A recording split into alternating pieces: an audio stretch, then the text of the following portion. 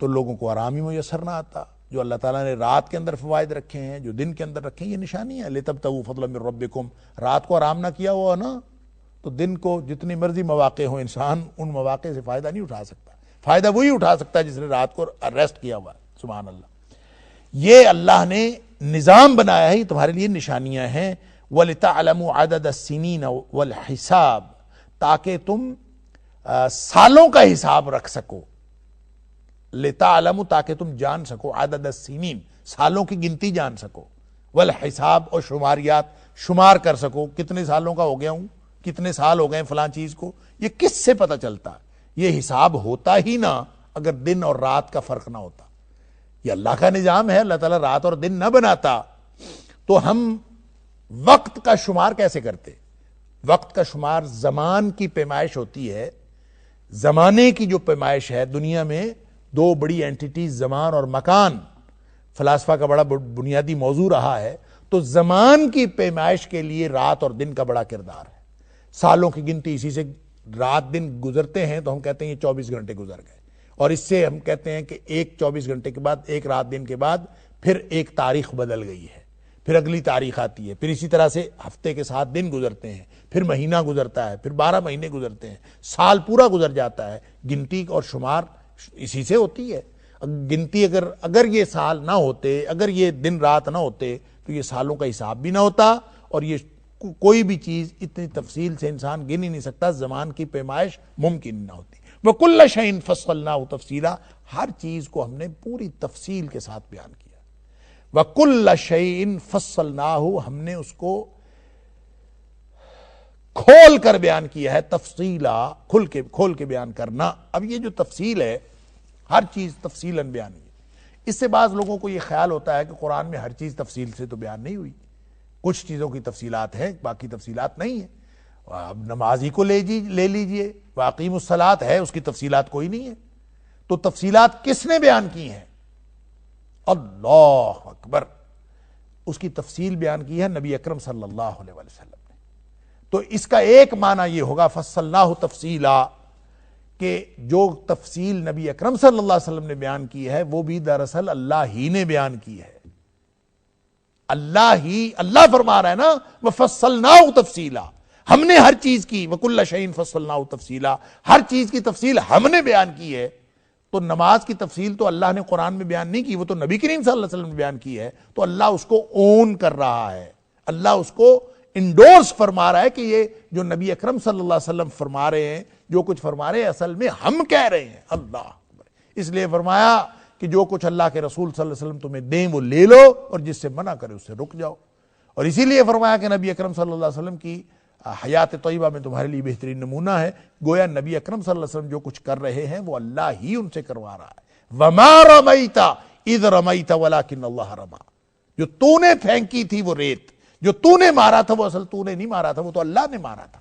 تو گویا نبی اکرم صلی اللہ علیہ وسلم کے عمل کو اللہ اپنا عمل قرار دے رہا ہے، اور یہاں تفصیل کی بات ہے، وَفَصَّلْنَاهُ تَفْصِيلًا۔ تو اس کا معنی یہ ہوگا کہ قرآن کی ساری تفصیلات جو نبی اکرم صلی اللہ علیہ وسلم نے بیان کی ہیں وہ بھی دراصل اللہ ہی کی طرف سے بیان شدہ ہیں، کیونکہ اللہ نے ڈیوٹی بھی نبی اکرم صلی اللہ علیہ وسلم کی خود لگائی۔ وَأَنزَلْنَا إِلَيْكَ الْكِتَابَ لِتُبَيِّنَ لِلنَّاسِ مَا نُزِّلَ إِلَيْهِمْ، اے حبیب صلی اللہ علیہ وسلم آپ کی طرف ہم نے کتاب نازل کی ہے تاکہ آپ لوگوں پر واضح کر دیں کہ ان کی طرف کیا نازل ہوا ہے۔ تو اس کا مطلب یہ ہوا کہ یہ فصلنا وَكُلَّ شَيْءٍ فَصَّلْنَاهُ تَفْصِيلًا، ہر چیز کی ہم نے تفصیل بیان کی ہے۔ اس اعتبار سے قرآن میں اور نبی اکرم صلی اللہ علیہ وسلم کی حدیث کے اندر کوئی فرق باقی نہیں رہتا۔ اس کا دوسرا مفہوم یہ ہے کہ چونکہ رات اور دن کی بات ہو رہی ہے، کائنات کے نظام کی بات ہو رہی ہے، تو فصلناہ تفصیلا، اس کا معنی ضروری بیان کرنا لازمی نہیں ہے، بلکہ ہر چیز کو تفصیلاً پیدا کیا ہے۔ اس کی جو فصلناہ تفصیلا، ہر چیز کی ہم نے تفصیل رکھی ہے۔ رات کے جتنے مراحل ہیں، جتنے اس کے گھنٹے ہیں، جتنی اس کی مانوی اور ظاہری چیزیں ہیں، جتنی اس کی زمانی اور مکانی چیزیں ہیں، جتنے اس کے زمانی اور مکانی اسباب و اثرات ہیں، وہ سارے کے سارے ہم نے طے کیے ہیں، ساری تفصیلات۔ وَكُلَّ شَيْءٍ فَصَّلْنَاهُ تَفْصِيلًا، ہر چیز کی تفصیل ہم نے خود طے کی۔ رات دن ہوتا ہے، صبح جو روشنی کی پوپ پھوٹتی ہے، سورج نکلتا ہے، اور اس سے سورج نکلنے کے ساتھ ہی ایک ماحول بنتا ہے، اس میں چڑیاں چہچہانا شروع کر دیتی ہیں، پرندے بولنا شروع کر دیتے ہیں، ایک خاص ماحول بنتا ہے۔ گویا یہ تفصیل بھی اللہ نے طے کر رکھی ہے، وَكُلَّ شَيْءٍ فَصَّلْنَاهُ تَفْصِيلًا۔ ایک منظر دوپہر کا ہے، ایک منظر سپہر کا ہے، پھر مغرب کا ہے، ہر چیز کی تفصیل سورہ نحل کے اندر ہم پڑھ آئے ہیں۔ صبح جانور جاتے ہیں چرنے کے لیے باہر، تم لے جاتے ہو، شام کو لے آتے ہو، یہ جتنی تفصیلات ہیں یہ اللہ نے طے کر رکھی ہیں۔ اس کا تعلق پھر بیان کے ساتھ نہیں ہے، بلکہ اس کا تعلق تفصیلات طے کرنے کے ساتھ ہے، جو اللہ فرماتا ہے وَكُلَّ شَيْءٍ فَصَّلْنَاهُ تَفْصِيلًا۔ ہم نے ہر چیز کی تفصیل بیان کر رکھی ہے، تفصیل مقرر کر رکھی ہے، طے کر رکھی ہے۔ لہٰذا یہ نہ سمجھا کریں کہ یہ خود بخود ہو گیا ہے، یا یہ نہ سمجھیں اتفاقی طور پر آج یہ ہو گیا ہے، یا ایسا ہوتا ہے تو ایسا ہو جاتا ہے، ایسا نہیں ہے۔ یہ جو کاز اینڈ ایفیکٹ کی پوری جو فلسفی ہے، یعنی علت اور معلول کی، کہ جناب یہ علت ہوتی ہے تو اس کا یہ معلول پیدا ہوتا ہے، یا فلاں معلول ہوگا تو اس کے پیچھے کوئی نہ کوئی علت ہونی چاہیے، تو اللہ فرماتا ہے وَكُلَّ شَيْءٍ فَصَّلْنَاهُ تَفْصِيلًا۔ یہ تفصیلات ہم نے، کوئی دنیا میں علت ہے چاہے معلول ہے، ان کی تفصیلات تو ہم نے مقرر کر رکھی ہیں۔ لہٰذا ہر چیز، رات اور دن کا آنا جانا، یہ جو پورا گردش ہے سورج کی، تم تو اندازہ کر لو گے کہ تم تو اپنی سائنس کا جو تفصیلات طے کر لو گے، تم تو دیکھ لو گے کہ جناب یہ سورج آتا ہے، زمین گردش کرتی ہے، نظام شمسی کا حساب لگا لو گے کہ چونکہ یہ گردش ہو رہی ہے، اس گردش کی وجہ سے رات اور دن ہوتے ہیں۔ سورج دوسری طرف چلا جاتا ہے تو رات ہو جاتی ہے، سورج اس طرف آ جاتا ہے تو دن ہو جاتا ہے، اور یہ پورا سسٹم اس نظام شمسی کی گردش کی وجہ سے ہے، اور اس گردش کی وجہ سے رات اور دن آتے ہیں۔ یہ تمہیں تو اس تفصیل کا پتہ ہے، اور تم یہ سمجھتے ہو کہ علت اس میں سورج کی گردش ہے یا زمین کی گردش ہے۔ تمہیں یہ نہیں پتا، تمہیں یہ سوچنا چاہیے کہ اگر سورج گھوم رہا ہے یا زمین گھوم رہی ہے، یہ پورا نظام شمسی گردش کر رہا ہے، یہ پوری کائنات، وَكُلَّ شَيْءٍ فَصَّلْنَاهُ تَفْصِيلًا، اس کی تفصیلات اصل میں ہم نے طے کر رکھی ہے، یہ ہم نے مقرر کی۔ لہٰذا یہ ہے اصل میں جو اللہ تعالیٰ اس پورے نظام کی تفہیم عطا فرما رہا ہے، کہ اس کو سمجھنے کی کوشش کرے کہ یہ پورا نظام ہے کیا۔ سبحان اللہ۔ تو صرف رات اور دن کے آنے جانے پہ انسان غور کر لینا، تو سورہ آل عمران کے اندر ہم پڑھ آئے ہیں ان فی خلق السماوات والارض واختلاف اللیل والنہار لآیات لأولی الالباب۔ صرف یہ جو رات اور دن کا آنا جانا، اس پہ انسان غور کر لے تو عقل والوں کے لیے اس میں ہی بڑی نشانی ہے۔ سبحان اللہ۔ اور عقل والے کون ہوتے ہیں؟ وہ ہوتے ہیں جو اٹھتے بیٹھتے اللہ کا ذکر کرتے ہیں، الذین یذکرون اللہ قیاما وقعودا وعلی جنوبہم، اور پہلوؤں پہ لیٹے بھی اللہ کو یاد کرتے ہیں، وَيَتَفَكَّرُونَ فِي خَلْقِ السَّمَاوَاتِ وَالْأَرْضِ، اور زمین و آسمان کی تخلیق میں غور و فکر کرتے رہتے ہیں۔ یہ اللہ نے ہمارے ساتھ کیا بنایا ہے، کیا چیز بنائی ہے، کیوں بنائی ہے، اور یوں ان کو ہمیشہ اللہ یاد آتا رہتا ہے۔ یذکرون اللہ، وہ اللہ کو یاد کرتے رہتے ہیں۔ تو اللہ یاد کیسے آتا ہے، اللہ کا استحضار قلبی کیسے ہوتا ہے، اللہ کا ذکر کیسے ہوتا ہے؟ وہ دونوں طریقے سے ہوتا ہے۔ آپ موجودات کو دیکھیں، مخلوقات کو دیکھیں تو خالق یاد رہتا ہے، اور دوسرا یہ کہ آپ زبان سے خالق کا تذکرہ کرتے رہیں تو بھی خالق کا استحضار رہتا ہے۔ یہ دونوں ذکر کرنے کے طریقے ہیں۔ اور اللہ تعالیٰ فرماتا ہے الذین یذکرون اللہ قیاما وقعودا وعلی جنوبہم ویتفکرون فی خلق السماوات والارض۔ سبحان اللہ۔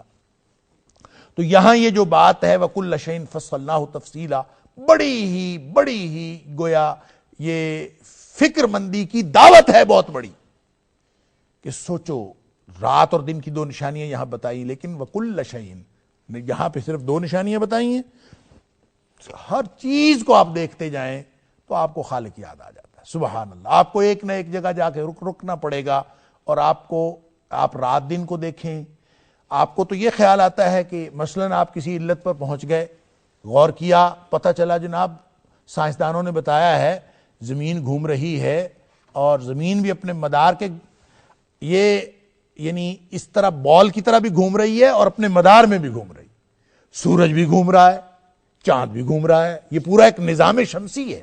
اللہ اکبر۔ اب اس میں زمین گھوم رہی ہے کہ سورج گھوم رہا ہے کہ چاند ہے، کیا ہے، یہ سائنسدانوں کی بتائی ہوئی باتیں ہیں، اور یہ ساری باتیں اپنی جگہ ٹھیک ہو سکتی ہیں، لیکن سوال یہ پیدا ہوتا ہے کیوں گھوم رہے ہیں؟ کس نے ان کو گھومنے پر لگایا ہے؟ یہ ان کی اس کے بارے میں جب انسان غور کرتا ہے تو پھر وہ اس نتیجے پہ پہنچتا ہے کہ یہ ایسے خواہ نہیں ہوا۔ وہ جو بگ بینگ ہے جی، ایک دھماکہ ہوا تھا، اور اس دھماکے کے بعد یہ ساری کائنات کے جو اجرام فلکی ہیں گھومنا شروع ہو گئے ہیں، اس سے یہ ساری کائنات بن گئی ہے۔ تو وہ دھماکہ کس طرح ہوا تھا؟ وہ کس نے کروایا تھا؟ یہ چاند کو کس نے حکم دیا؟ سورج کو کس نے حکم دیا؟ اللہ اکبر۔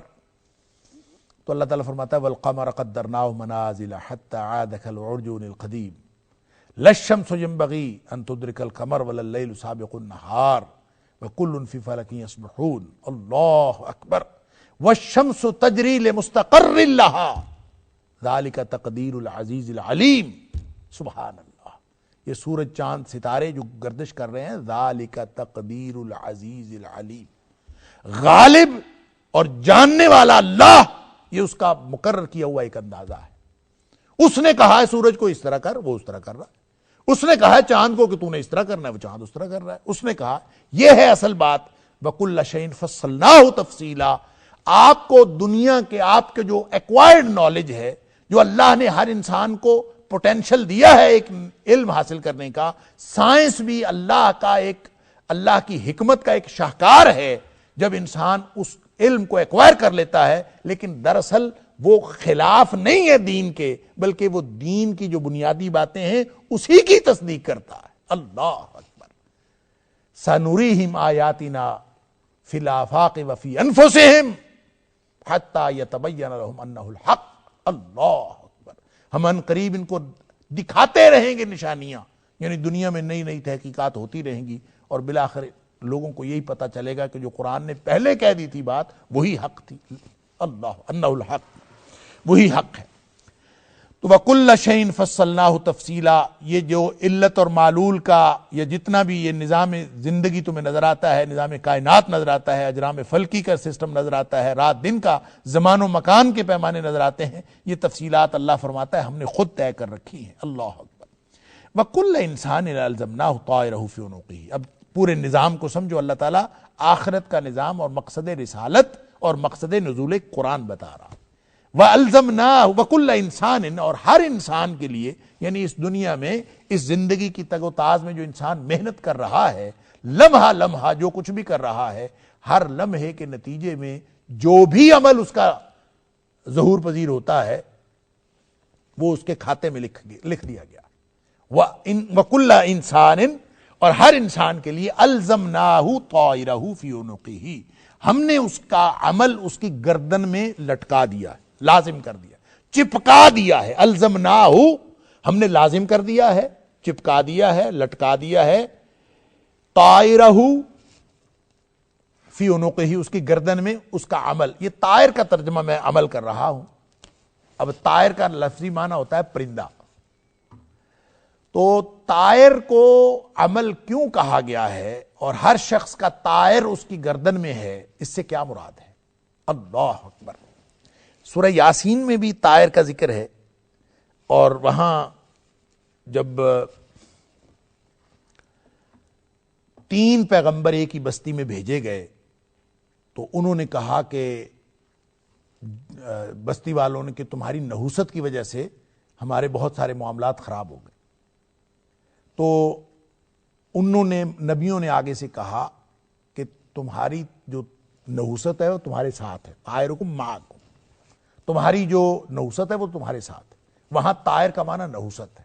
تاج العروس میں علامہ زبیدی کہتے ہیں کہ لغوی طور پر طائر کا معنی نحوست بھی ہوتا ہے، اور اسی طرح سے طائر کا معنی شگون لینا بھی ہوتا ہے، بد شگونی یا نیک شگونی، شگون اچھا لیں یا برا لیں، صرف شگون لینا کسی چیز سے وہ بھی طائر ہوتا ہے۔ طائر انما طائرکم معکم، تمہاری جو نحوست ہے یا تمہارا اچھا شگون یا برا شگون وہ تمہارے ساتھ ہے۔ اسی کی وجہ سے اس کا ترجمہ قسمت بھی کیا جاتا ہے، اور امام شوکانی علیہ الرحمہ نے اس کا ترجمہ قسمت کیا ہے، جس کو ہم کہتے ہیں کہ فلاں کی قسمت اچھی ہے، فلاں کی قسمت بری ہے، تو وہ کہتے ہیں طائر سے مراد اصل میں قسمت ہے۔ انما طائرکم معکم، تمہاری قسمت تمہارے ساتھ ہے۔ اچھی ہے یہ بری ہے تمہارے ساتھ. تو اگر وہ ترجمہ کریں تو اس کا مطلب ہوگا کہ کل انسان الزمناہ طائرہ فی عنقہ، کہ ہر شخص کی قسمت اس کے گردن میں لٹکی ہوئی ہے، کہ ہر چیز اس کے ساتھ جو ہے وہ موجود ہے. لیکن یہاں سیاق و سباق میں طائر سے مراد قسمت ہم نہیں لے سکتے، کیونکہ اس کا تعلق انسان کے کیے ہوئے اعمال کے ساتھ. اگلی آیات یہ بتا رہی ہیں کہ جو انسان جو کچھ کرتا ہے وہ اس کی گردن کے ساتھ لٹکا ہوا. اس کا مطلب یہ ہے کہ ہم جو کچھ کرتے ہیں وہ ایک نوشتے کی صورت میں، ایک تحریر کی صورت میں انسان کے کھاتے میں جمع ہو جاتا ہے. لہذا طائر کا معنی، طائر کو اس اعتبار سے علماء نے پھر اس کو عمل، اس کا ترجمہ کرنے کے لیے انہوں نے اس کو اس طرح سے انٹرپریٹ کیا ہے کہ عمل انسان اپنے اعضاء و جوارح سے سر انجام دیتا ہے. جب ایک دفعہ عمل سر انجام پا جاتا ہے تو اس کی حیثیت اس پرندے کی ہوتی ہے جو انسان کے ہاتھوں سے نکل گیا ہوتا ہے. جو ہی عمل ہوا آپ سمجھے کہ آپ کے ہاتھ سے پرندہ اڑ گیا، نکل گیا. اور جیسے قرآن کہتا ہے ما یلفظ من قول الا لدیہ رقیب عتید، زبان سے تمہارے کوئی بھی لفظ نکلتا ہے لکھنے والا فوراً اس کو لکھ لیتا ہے. اب وہ جو ہاتھ سے نکلا، زبان سے نکلا، آنکھ سے سرزد ہوا، سماعتوں سے سرزد ہوا، لکھا گیا. وہ ایسے ہی ہے جیسے ہاتھ سے پرندہ اڑ گیا. اس لیے اس مناسبت کی وجہ سے طائر کہا گیا ہے اس عمل کو جو انسان کا عمل انسان کے اعضاء و جوارح کے نتیجے میں اس سے نکل کر، اس سے سرزد ہو کر وہ آخرت کا حصہ بن گیا، اعمال نامے میں لکھ دیا گیا. اسی لیے بعض نے طارا یطیر الطائر، الطائر سے مراد دماغ بھی لیا ہے. وہ کہتے ہیں کہ دماغ، یہ اہل لغت کی بات کر رہا ہوں، وہ اس دماغ بھی اس سے مراد لیتے. وہ کہتے ہیں کوئی چیز جو ہے وہ جب فزیکل سے ہو کر وہ ایک دماغی نوعیت کی چیز بن جاتی ہے تو اس کو طائر کہتے ہیں. کیا مطلب؟ اعضاء و جوارح جو عمل سر انجام دیتے ہیں، اس کی دنیوی طور پر یا فزیکلی جسمانی طور پر کوئی صورت سامنے ہو یا نہ ہو، اس کی مانوی صورت بہرحال ہمیشہ کے لیے جو ہے وہ فکس ہو جاتی ہے، اس کے اعمال میں لکھا جاتا ہے. اس لیے اس کو طائر کہا گیا. لہذا کل انسان الزمناہ طائرہ، ہر شخص جو ہے اس کا اعمال نامہ، اچھے یا برے اعمال جتنے بھی ہیں، جو بھی اس نے کیے ہیں، اچھے کیے ہیں یا برے کیے ہیں، فی عنقہ، وہ اس کی گردن کے ساتھ چپکا ہوا، لٹکا ہوا، یوں کہہ لیں. یعنی اب گردن کے ساتھ لٹکے ہونے کا مطلب یہ نہیں ہے کہ اس نے کوئی ہار پہنا ہوا ہے، بلکہ اس کا مطلب اس کا بوجھ اس کی گردن پر ہے. ہر شخص کے ساتھ یہ منسلک ہے، لکھا گیا، کھاتے میں جمع ہو گیا. نبی اکرم صلی اللہ علیہ وسلم فرمایا فرشتوں کی ڈیوٹیاں چینج ہوتی ہیں، صبح آتے ہیں پھر عصر کے وقت آتے ہیں، وہ لکھتے رہتے ہیں، پھر اپنی کتاب بند کرتے ہیں، لے کے چلے جاتے ہیں، نئے فرشتے آ جاتے ہیں. اب یہ کتاب زندگی اسی طرح سے لکھی جا رہی ہے، روزانہ کا ایک صفحہ جو ہے وہاں پہ فکس ہو رہا ہے، ساتھ شامل ہو رہا ہے. اور فرمایا کہ وَنَخْرُجُ لَهُ يَوْمَ الْقِيَامَةِ، اب یہ جو چیز جمع ہو رہی ہے یہ قیامت والے دن ہم اس کے لیے نکالیں گے. کتاباً، ایک کتاب کی صورت میں. یہاں اعمال کر رہا ہے انسان جو اس کی گردن کے ساتھ جڑے ہوئے ہیں، اور فرمایا کہ وَنُخْرِجُ لَهُ يَوْمَ الْقِيَامَةِ کتاباً، یہ قیامت والے دن ایک تحریر کی شکل میں، ایک نوشتے کی شکل میں یہ اس کے سامنے آئے گا.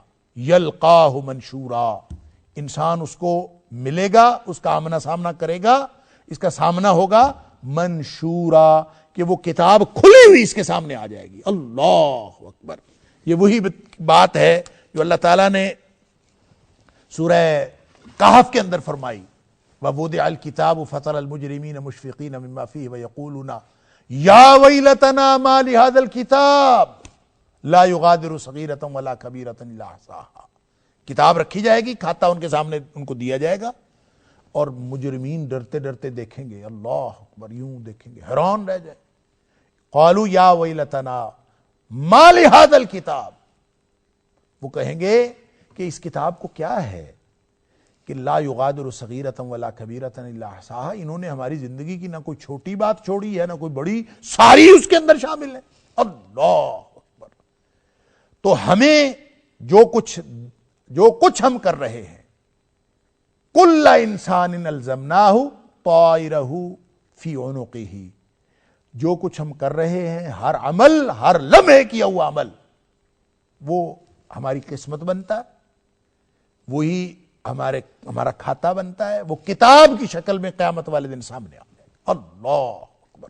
اور اس کو کہا جائے گا اقرا کتابک کفا بنفسک اليوم علیک حسیبا۔ اللہ، یہ اپنی کتاب، اپنا کھاتا یہ خود پڑھ لے، اقرا کتابک، یہ پڑھ لو، کفا بنفسک اليوم علیک حسیبا، یہ تیرے اوپر تیری چارج شیٹ الگ سے کہیں سے لانے کی ضرورت نہیں ہے، کسی اور کو کچھ لکھنے کی ضرورت نہیں ہے، یہ تو تیرا اپنا کیا ہوا عمل یہی تیرے حساب کتاب کے لیے کافی۔ اللہ، یعنی اپنا کیا ہوا عمل سامنے آئے گا، کسی نے کوئی باہر سے نہیں، خارج سے کوئی چیز نہیں لانی، اپنا کیا ہوا عمل وہ سامنے آئے گا۔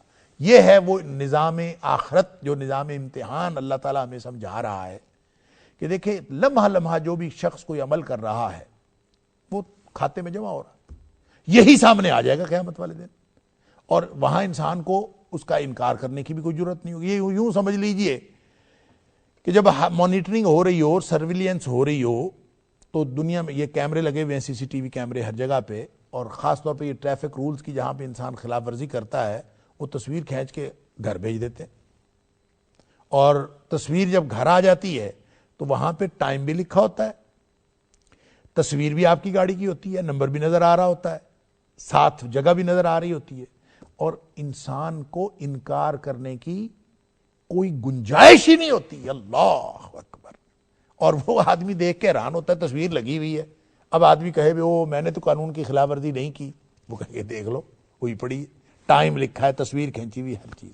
یہ دنیا کے کیمرے ہیں، یہ انسانوں کے بنائے ہوئے کیمرے ہیں۔ کیا خیال ہے اللہ کے کیمروں کا؟ کیا خیال ہے اللہ کے کیمروں کے بارے میں، اور اللہ کی سرویلنس کے بارے میں، اور اللہ کے فرشتے جو کچھ نوٹ کر کے لے کے جا رہے ہیں؟ ہو سکتا ہے کہ وہ جو کتاب ہے وہ ویڈیو کی صورت میں ہو، آپ کے سامنے پوری زندگی رکھ دی جائے، یہ ہے تمہاری زندگی، یہ تم نے کرتوت کی ہے، فلاں جگہ تم نے یہ کیا، فلاں جگہ تم نے یہ کیا، یلقاہ منشورا، ایک کھلی ہوئی کتاب، ایک کھلا ہوا نوشتہ تمہارے سامنے آ جائے گا، اور کہا جائے گا اقرا کتابک، یہ خود ہی پڑھ لے، خود ہی دیکھ لے، کفا بنفسک یوم علیک حسیبا، یہ آج تمہارے اوپر تمہارا حساب کرنے کے لیے یہی کافی ہے، اس کے علاوہ اور کوئی چیز نہیں۔ یہ ہے پورا نظام، اس کو سمجھنا چاہیے۔ دنیا میں اللہ تعالیٰ نے امتحان کے لیے بھیجا ہے، امتحان، ہر لمحہ امتحان ہے، آپ کو خوشحالی عطا ہوئی ہے تو امتحان ہے، تنگ دستی ملی ہے تو امتحان ہے، اللہ کبھی چھین لیتا ہے کوئی چیز تو امتحان ہے، کوئی عطا کر دیتا ہے تو امتحان ہے، اور اس کے طرز عمل، جو بھی ہم طرز عمل اختیار کرتے ہیں، چاہے تنگی ترشی میں، چاہے خوشحالی میں، وہی سارا امتحان ہو رہا ہے، اور یہ ہم اپنی جنت یا جہنم خود ترتیب دے رہے ہیں، اور قیامت والے دن اللہ نے اسی کو سامنے کر دینا ہے۔ اقرا کتابک، یہ وہ تصور ہے کہ انسان کو اگر یاد رہے نا کہ مجھے جواب دہ ہونا پڑے گا، اور میرے سامنے میرا کیا ہوا عمل آ جائے گا، اللہ اکبر، اور مجھے قیامت والے دن کہا جائے گا یہ اپنی کتاب خود پڑھ لو، اقرا کتاب۔ یہ ہے وہ بات جس کو اس پر ایمان آ جائے نا تو انسان پھر اپنے نفس کو خواہشوں سے روک لیتا ہے۔ وَأَمَّا مَنْ خَافَ مَقَامَ رَبِّهِ، جو اپنے رب کے سامنے کھڑا ہونے سے ڈر گیا، وَنَهَى النَّفْسَ عَنِ الْهَوَىٰ، اور انہوں نے اپنی نفس کو خواہشات سے روک لیا، فَإِنَّ الْجَنَّةَ هِيَ الْمَأْوَىٰ، ظاہر ہے خواہشات سے اپنے آپ کو روک لیا، وہ بھی تو کتاب کا کھاتے کا حصہ بن گیا نا۔ خواہش ہونے کے باوجود نہیں کیا، کیوں نہیں کیا؟ اللہ کو کیا جواب دوں گا؟ سبحان اللہ۔ نیکی اس لیے کرتا ہے، دل کرتا ہے چاہے نہیں کرتا، اٹھ کے کرتا ہے، کیوں؟ اللہ کو کیا جواب دوں گا؟ اذان ہو گئی ہے، میں کیا کروں؟ کسی ضرورت مند کو ضرورت ہے، اللہ نے سامنے، دیکھیں اللہ تعالیٰ کسی بندے کی ضرورت خود پورا کر سکتا ہے، تمہارے سامنے ضرورت مند کیوں لا کے کھڑا کیا؟ اس لیے کہ تمہارا امتحان ہے اصل میں، اس بندے کی ضرورت پوری کرنا مسئلہ نہیں ہے، وہ تو اللہ خود کر سکتا ہے، کسی اور کے ذریعے سے کروا دے گا۔ جب تمہارے پاس کوئی ضرورت مند آیا ہے تو یا تمہیں ضرورت مند کے بارے میں ایک علم دے دیا گیا، معلومات پہنچا دی گئی، تو اس کا مطلب یہ ہے کہ اس میں امتحان اس شخص کا ہے۔ اب اس کے پاس اس کی ضرورت پوری کرنے کے لیے وسائل موجود ہوں، وقت موجود ہو، پھر بھی وہ نہ کرے، یہ امتحان اس کا تھا، وہ اپنے امتحان میں فیل ہوا، ضرورت اس کی پوری ہوئی نہیں ہوئی یہ ایشو نہیں ہے۔ لہذا پوری زندگی کا نظام اسی طرح ہے، اور یہ قیامت والے دن سامنے آ جائے گا ایک ایک عمل۔ اللہ اکبر، اقرا کتابک کفا بنفسک اليوم علیک حسیبا من اہتدی فانما یہتدی لنفسہ۔ اللہ اکبر، دنیا میں جو ہدایت پائے گا، جو ہدایت کے رستے پر چلتا ہے، دو ہی تو رستے ہیں، ایک ہدایت کا رستہ ہے، ایک گمراہی کا رستہ ہے۔ جو ہدایت کے رستے پر چلتا ہے فانما یہتدی لنفسہ، تو وہ دراصل اپنی جان کے لیے، اپنے آپ کے لیے ہدایت کا رستہ اختیار کرتا ہے، اس کا فائدہ اسی کو ہوگا اگر وہ ہدایت کے رستے پر چلتا ہے۔ ومن ضل، اور جو گمراہی کے رستے پر جاتا ہے فانما یضل علیہا، تو وہ دراصل اپنے اوپر ہی ایک چارج شیٹ بنا رہا ہے۔ فانما یضل، پس وہ گمراہ ہوتا ہے، علیہا، وہ گمراہی اس کے اپنے اوپر ہی پڑے گی، وہ اسی کے اوپر ہے۔ اللہ، اپنی کاسٹ پہ، اپنی عاقبت کی کاسٹ پہ آپ نے جو کرنا کر لو۔ ایک آدمی نماز نہیں پڑھنا چاہتا یا نہیں پڑھ سکتا، وہ کہتا ہے میں نہیں پڑھ سکتا، وہ مخلوق خدا کی خدمت نہیں کر سکتا، وہ روزے نہیں رکھ سکتا، وہ زکوٰۃ نہیں دے سکتا، وہ مال کو پاک نہیں کر سکتا، وہ کتنے بہانے ہیں، میں یہ نہیں کر سکتا، میں وہ نہیں کر سکتا۔ نہ کرو بھائی، اللہ کو دینے کے لیے جواب تیار کر رکھو۔ اگر سیدھے راستے پر چلو گے تو اس کا فائدہ کسی اور کو نہیں ہے، اس کا فائدہ تمہیں اپنی جان کو ہے۔ گمراہی کے راستے پر جاؤ گے تو اس کا نقصان کسی اور کو نہیں ہے، تمہارے اپنی جان کو ہے۔ اللہ اکبر۔ لہذا فرمایا کہ ومن ضل فانما یضل علیہا، گمراہی کے راستے پر جو جائے گا وہ اپنے خلاف ہی، وہ اصل میں ایک چارج شیٹ تیار کر رہا ہے، وہ بھی اس کا وبال بھی اسی کے اوپر پڑے گا۔ اور جو ہدایت کے راستے پر جاتا ہے، من اہتدی فانما یہتدی لنفسہ، ہدایت والا اپنا فائدہ لے لے گا، وہ اپنے جان کے لیے ہدایت پر جاتا ہے، ہدایت کا راستہ اختیار کرتا ہے۔ ومن ضل، اور جو گمراہ ہو گیا، فانما یضل علیہا، پس وہ سوائے اس کے نہیں کہ وہ گمراہ ہوتا ہے اپنے ہی اوپر، اپنی ہی جان کے خلاف۔ ولا تزر وازرۃ وزر اخری، کوئی بوجھ اٹھانے والی جان کسی دوسرے کا بوجھ نہیں اٹھائے گی۔ ولا تزر وازرۃ وزر اخری، اللہ اکبر۔ ہر ایک نے اپنا اپنا بوجھ اٹھانا جو اس نے کیا ہے۔ یہ اپنا اپنا بوجھ اٹھانے کا مطلب یہ نہیں ہے کہ آدمی جو مرضی کرتا رہے وہ صرف اپنا بوجھ اٹھائے گا۔ اپنا بوجھ تو اس نے اٹھانا ہی اٹھانا ہے، لیکن اگر اس کے گناہ کی نوعیت یہ ہے یا اس کی گمراہی کی نوعیت یہ ہے کہ دوسرے بھی اس کو دیکھ کر گمراہ ہو رہے ہیں، اگر اس کے گناہ کی نوعیت یہ ہے کہ لوگ اس سے انسپریشن لے کر اور اس سے لوگ جو ہیں وہ تحریک پا کر لوگ بھی گمراہی کی طرف جا رہے ہیں، تو وہ بھی بوجھ اصل میں اسی کا ہے۔ لوگ اپنی اپنی گمراہی کا بوجھ اٹھائیں گے، اور جس نے گمراہ کیا ہے وہ اپنا بوجھ بھی اٹھائے گا اور دوسروں کا بوجھ بھی اٹھائے گا، کیونکہ وہ بھی اصل میں اسی کا بوجھ ہے کہ اس نے گمراہ کیا ہے۔ اصول تو یہی ہے، من دل علی فعل فلہ اجر فاعلہ، جس نے کسی کام کی طرف رہنمائی کی ہو، اس رہنمائی جس طرف اس نے رہنمائی کی ہے اس کا اجر بھی اس کو ملے گا۔ اگر نیکی کا کام ہے تو اس کو اجر ملے گا، برائی کا کام ہے تو اس کو گناہ ملے گا۔ اللہ اکبر۔ اور یہ سورہ نحل کے اندر ہم پڑھ آئے ہیں کہ وہاں پہ اللہ تعالیٰ نے فرمایا کہ لِيَحْمِلُوا أَوْزَارَهُمْ، وہ اپنے بوجھ بھی اٹھائیں گے، وَمِنْ أَوْزَارِ الَّذِينَ يُضِلُّونَهُمْ بِغَيْرِ عِلْمٍ، اور ان کے بوجھوں میں سے بھی کچھ نہ کچھ بوجھ اٹھائیں گے جن کو انہوں نے جہالت کی بنیاد پر بغیر علم کے لوگوں کو گمراہ کیا، لوگوں کو گمراہ کرتے رہے۔ يُضِلُّونَهُمْ بِغَيْرِ علم، بغیر علم کے، یعنی دنیا میں کتنے لوگ ہیں جو گمراہی کے راستے پر لوگوں کو لگا رہے ہیں، وہ ان کا بوجھ بھی اٹھائیں گے۔ اللہ اکبر۔ الا ساء ما یزرون، خبردار ہو کہ سن لو کتنا برا ہے وہ بوجھ جو وہ اٹھائیں گے۔ لہذا جب یہ کہا جاتا ہے، یہ قرآن میں بار بار یہ بات کہی گئی کہ لا تزر وازرۃ وزر اخری، کہ کوئی بوجھ اٹھانے والی جان کسی دوسرے کا بوجھ نہیں اٹھائے گی۔ لا تزر وازرۃ وزر اخری، کوئی بوجھ اٹھانے والی جان نہیں بوجھ اٹھائے گی وزر اخری، کسی دوسرے کا بوجھ۔ تو کسی دوسرے کا بوجھ یہ کہ اس کے عمل کے ساتھ اگر آپ کا کوئی تعلق نہیں، آپ نے اس کی مدد نہیں کی اس گمراہی میں، تو آپ کے اوپر کوئی بوجھ نہیں ہے۔ اگر آپ نے مدد کی ہے لوگوں کو گمراہ ہونے میں، تو پھر اس کا مطلب یہ ہے کہ ان کا کچھ بوجھ آپ کے اوپر بھی آئے گا، جس قدر آپ نے مدد کی آپ کے اوپر بھی بوجھ آئے گا۔ لہٰذا وہ لوگ دنیا میں جو اتھارٹیٹو پوزیشن میں ہوتے ہیں اور جو دوسروں کے لیے انسپریشن کا سامان کر رہے ہیں ان کا امتحان بڑا ہے. جو خود کوئی حیثیت نہیں رکھتا اس نے صرف اپنا امتحان دینا ہے, اور جو حیثیت رکھتا ہے وہ اس نے اپنا امتحان بھی دینا ہے, اس نے دوسروں کا امتحان بھی دینا ہے. اللہ اکبر. جن لوگوں کی وہ مدد کر کے اپنے لیے جنت کما سکتا تھا, اگر اس نے نہیں کی تو اس کا بوجھ اٹھائے گا, اور اگر ان کی مدد کی ہے تو پھر اس کی نیکی اس کو ملے گی. اللہ اکبر.